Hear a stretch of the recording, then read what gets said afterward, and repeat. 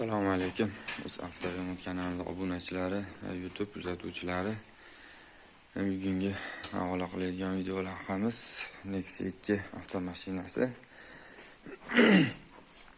Hop, anchadan beri Nexia 2 kelgani yo'qdi. Mana oldidan qattiqroq urilgan.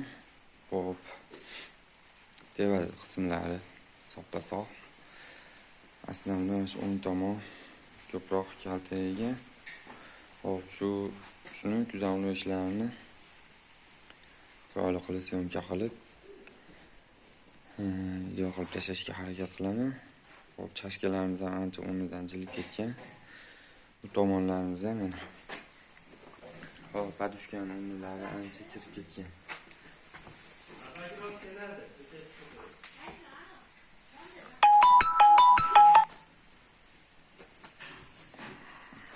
Hop, o'ng tomonimizga keladigan bo'lsa, o'ng tomonimiz ko'proq zaharlangan. Shuni hop, mana shu uslitrini almashtirmasdan harakat qilaman hozir. Shamni bitkazishga. Bizni kuzatishda davom etinglar aziz do'stlar. Xudo xolasa videomiz chiroyli chiqadi. Videomizni boshlaymiz bo'lmasa.